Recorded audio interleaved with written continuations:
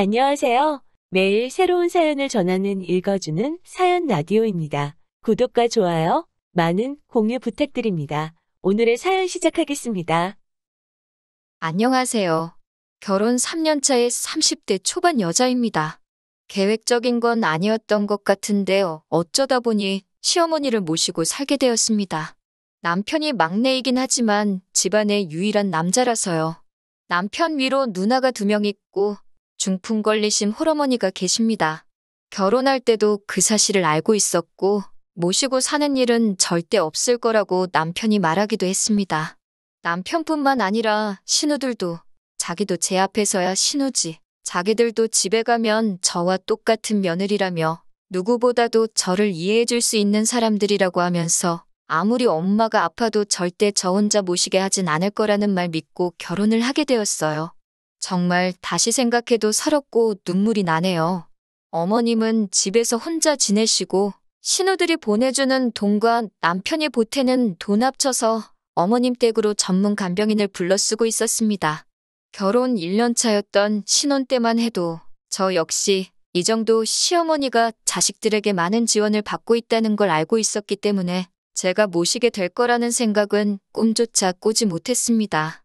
그런데 재작년 큰 신우가 자식들 조기 교육을 이유로 미국으로 이민을 떠나게 되었고 비슷한 시기에 코로나가 터지게 되면서 사업하던 둘째 신우네 가게가 서서히 안 좋아지다가 결국 망하게 되었습니다.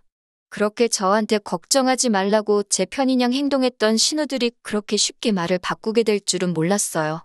둘째 신우네가 망하게 되면서 간병인 쓸 돈을 보내주지 못하게 되자 큰 신우도 둘째가 안 내는데 내가 왜 내냐? 우리도 지금 미국에 이민 와서 자리 잡는데 힘이 든다. 알고 보니 한국으로 큰 돈 송금한 기록이 있으면 장기적으로 영주권을 받거나 할 때 좋지가 않다더라 하는 이유를 대면서 시어머니를 위한 지원을 끊게 되었습니다. 저는 결혼하자마자부터 전업주부를 하기로 해서 결혼 전에 다니고 있던 직장마저 그만둔 상황이었고요.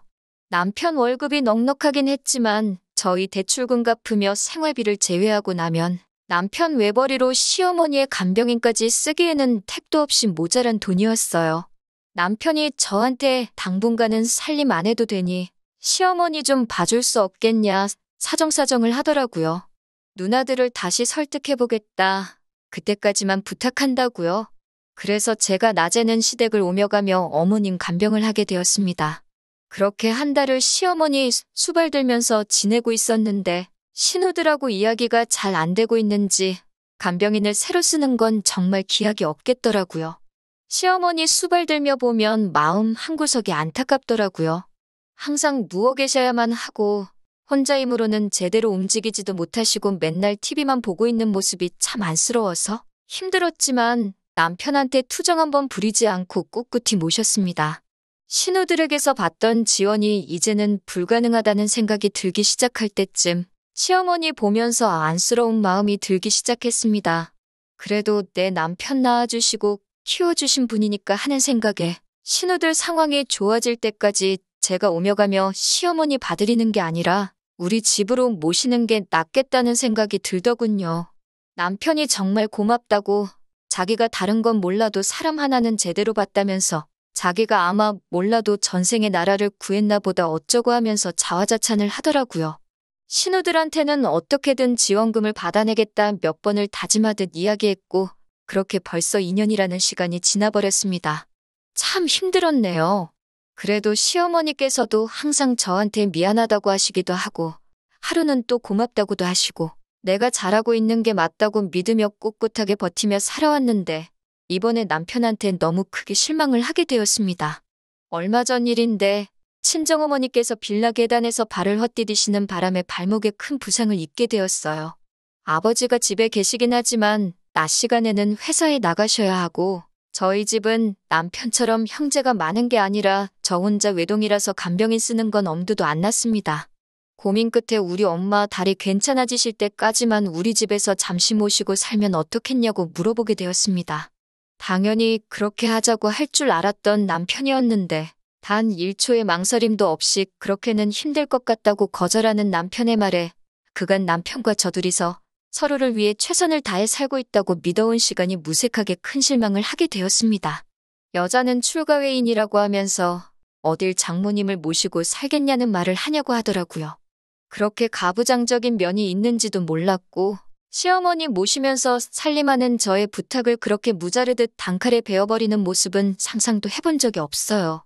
저도 화가 나서 내가 여태껏 당신 어머니 2년 동안 그 어떤 보상도 바라지 않고 마음으로 우러나와 모셨다. 당신 어머님 똥오줌 한 번이라도 받아본 적 있느냐고. 다리 다쳐 집에서 혼자 화장실도 제대로 못 가시는 친정어머니가 지금 당신 어머니랑 상황이 다를 게 뭐가 있냐고 따졌습니다. 시어머니처럼 몇 년을 모시고 살겠다는 것도 아니고 혼자서 생활이 가능해지실 때까지 잠시만 우리 집에서 함께 지내자고 하는 건데 당신 보고 수발 들라고 부탁하는 것도 아니고 내가 알아서 하겠다는데 생각도 안 해보고 그렇게 단칼에 거절할 수 있느냐고요? 처음에는 어떻게 사위와 장모가 한 지붕에서 살 수 있겠냐고 발악을 하던 남편도 제가 조목조목 따져 물으니 나름 몇 가지 이유를 설명하더라고요. 자기가 혼자 벌고 있는 돈으로 시어머니까지 모시고 살고 있으니 생활비가 더 든다. 그런데 장모님까지 오시면 우리는 미래를 위해 저금을 언제 하느냐고. 장인어른이 간병비하라고 우리에게 돈을 보태주실 것도 아니지 않느냐고 하더라고요.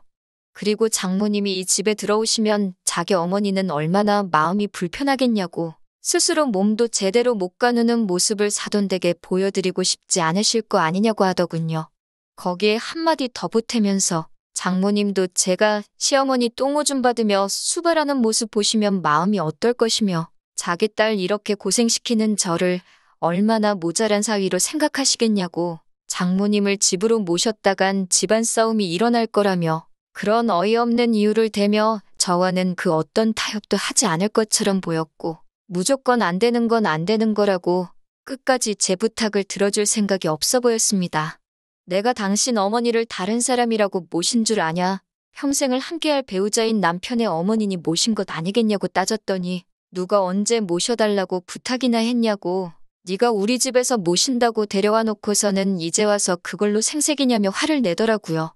한참을 싸우고 남편은 집구석에 못 싣겠다며 밖으로 나가버렸습니다. 시어머니는 그 와중에 저와 남편의 대화를 다 듣고 계신 상황이었고요. 큰 소리가 들려서 안 들으려고 해도 들을 수밖에 없었다고 하시면서 저한테 미안하다고 사과를 하시더라고요. 시어머니가 남편을 설득해주겠다는 말 정도는 해주실 줄 알았는데 친정엄마 집에 모신다는 이야기에 대해서는 마치 못 들은 이야기 마냥 이런 방구 언급도 안 하셨어요.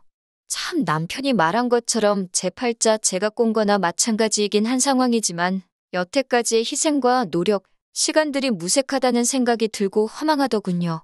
무슨 좋은 대답을 듣자고 말한 건 아니지만 제가 2년간 보상 하나 바라지 않고 해온 일들이 고작 이렇게 저에게 돌아온다니 여태까지의 시간에 회의감만 들 뿐이네요. 3년이라는 시간이 긴 시간은 아니지만 제가 이혼을 결심한다고 하더라도 혼자서 잘 헤쳐나갈 수 있을지 걱정도 되고 참 갑갑한 이 마음에 어디다 털어놓기라도 해보자는 마음에 사연 적어봤습니다. 제가 정말 이기적인 걸까요? 서러워서 괜히 창밖만 보게 되는 하루입니다. 후기를 전해드립니다. 여러분들의 댓글이 저한테 참 큰 힘이 되었네요. 남겨주신 댓글들 하나하나 꼼꼼히 다 읽었습니다. 저를 위로해주시고 격려해주신 모든 분들께 감사의 말씀을 전합니다. 그냥 답답한 마음에 적어본 사연인데 이렇게 많은 분들이 저를 위해 목소리를 내주실 줄은 상상도 못했어요. 덕분에 용기가 생겼습니다. 그날 이후로 남편은 저를 대하기가 어려웠던 건지 매일같이 어디서 술 마시고 새벽 다 돼서야 들어왔어요. 그러고선 아침 일찍 일어나 저한테는 말도 없이 씻으러 들어가고 잘 다녀오라는 제 인사까지 무시하고 혼자 도망치듯 집 밖으로 나갔고요. 그래도 미안한 마음은 있었는지 아예 저와의 대화를 피하려는 것처럼 보였습니다. 제가 남편에게 이 말을 전하기로 결심한 그날도 남편은 또 새벽이 다 돼서야 집으로 오려는 듯 퇴근 시간이 넘어도 들어오질 않더라고요. 그래서 편지 하나 남겨놓고 짐 챙겨서 친정으로 향했습니다. 편지에는 나는 우리 어머니 모셔야 하니 친정에 가보겠다고 그동안은 당신 어머니는 당신이 직접 모시라고 적어놨어요. 아픈 시어머니 두고 나오는 길이 마음이 편치만은 않았는데 저도 더 이상 참고 살 수 없기 때문에 뒤도 돌아보지 않고 친정으로 향했습니다. 의외였던 건 제가 남겨놓은 편지를 읽었을 남편에게서 그 어떤 연락도 오지 않았기 때문입니다. 친정어머니도 남편은 어쩌고 왔냐고 물으셨는데 자초지종을 설명하니 어머니는 많이 실망하신 눈치였지만 딱히 누구를 원망하지는 않으셨어요. 그렇게 짐 싸서 나오기를 2주가 지났을까? 저에게 연락이 온 건 남편이 아니라 둘째 신우였습니다. 둘 사이에 무슨 일이 있었는지는 모르겠지만 제발 그만 화 풀고 돌아오라는 연락이었어요. 이야기를 나눠보니 시어머니는 지금 둘째 신혼에 있는 것처럼 보였습니다. 남편이 제 편지를 읽고 저한테 사과하기에는 자존심이 상했는지 급한 대로 시어머니를 둘째 신우에게 부탁한 상황이었나 봐요. 저는 앞으로도 돌아갈 계획이 없다. 그리고 이건 저와 남편의 문제이니 신우에게 중간에 껴서 이래라 저래라 하지 말아달라고 한마디 했어요. 그렇게 신우와 연락이 닿은 지 이틀 만에 남편이 친정으로 찾아오더라고요.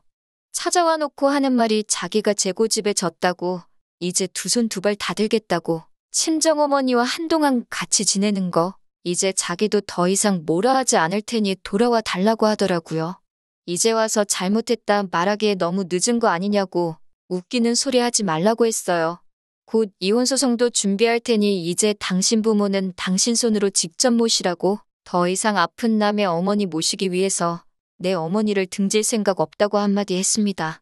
시모 모시고 산 2년간 제가 무슨 불만이라도 말한 적 있냐고. 불만 한마디 말한 적 없는데 신우는 다른 사람도 아니고 자기 어머니를 2주 만에 포기하지 않았느냐. 그것만 봐도 나는 이제 할 만큼 한 것 같으니 이제 그만 여기서 갈라서자고 말했어요. 남편은 지지 않고 콧방귀를 뀌면서 친정으로 제 발로 나간 주제에 무슨 이혼을 논하느냐 하더라고요. 말도 없이 시어머니 저버리고 친정으로 달아난 저에게 이혼의 책임이 있으니 자기도 맞소송을 하겠다고 자기한테 위자료 줄 준비나 하고 있으라고 하더군요. 시어머니는 저한테 위자료 받아서 그 돈으로 간병인 써서 모셔야겠다고 하면서요. 솔직히 그때 겁이 많이 나기는 했어요. 제가 제 발로 집을 나왔는데 이혼소송에서 불리하게 적용될 거라는 남편 말이 틀린 말이 아닌 것만 같아서. 그래도 이렇게 큰 결심을 했는데 재판 결과가 겁이 난다고 꼬리를 내리고 그 집구석으로 돌아가고 싶지는 않았습니다. 그런데 오히려 법원에서는 별거의 이유에 남편의 책임이 크다는 판결을 내려주더군요. 오랫동안 시어머니를 간병하고 애써온 저에 대한 배려가 없는 남편에게 파탄의 책임이 더 크다는 판결을 내려주었습니다. 남편이 제게 으름장처럼 해놓은 말과는 다르게 파탄 사유는 제가 아닌 남편에게 있다는 판결이었습니다. 말인즉슨 제가 위자료도 청구할 수 있었다는 거예요. 거기에 여태껏 시어머니 모시며 가사일 해온 부분도 인정을 받아 많지는 않지만 재산 분할까지 받게 되었어요. 현재는 이혼이 완료된 상태고요. 소송 이후에도 신우들에게 너무한 것 아니냐. 여태 우리 엄마 수발 들었는데 너는 정도 없냐는 말을 듣기는 했지만 저는 충분히 할 만큼 그 이상을 했다고. 오히려 자식된 도리로 자신들을 낳아준 부모를 먼저 저버린 게 누군데 누가 누구한테 큰 소리냐며 따지니 신우들도 아무 말도 못하더군요. 이러나 저러나 시어머니는 저 때문에 몸도 불편하신데 마음의 상처를 받으셨겠지요. 하지만 남편이 저에게 자식된 도리를 강요한 만큼 남편도 저를 위해 자식된 도리를 해줬다면 일어나지도 않았을 일이라 생각하기에 그 부분에서 제가 양심의 가책을 느낄 이유도 없다고 생각합니다. 남편은 자기가 뿌린 씨앗을 거두게 된 거고 저는 거기에 일말의 책임조차 질 이유가 없다는 거예요. 댓글 남겨주신 분들이 저에게 용기를 보태주지 않으셨다면 저 혼자서는 절대 해내지 못할 일이었던 것 같습니다. 3년이란 헛된 시간을 남의 부모에게 효도한 만큼 제 남은 인생은 저희 부모님을 위해 효도하며 살아가려고 합니다. 다시 한번 여러분들께 감사드립니다. 다음에는 이런 사연 적는 일 없는 게 더 좋은 거겠지요? 그렇게 될 거라 생각하고 이렇게 저는 이만 물러나도록 하겠습니다. 긴 이야기 들어주셔서 감사합니다. 오늘의 사연은 여기까지입니다. 구독과 좋아요, 알람 설정해주시면 앞으로 더 좋은 사연으로 찾아오겠습니다. 감사합니다.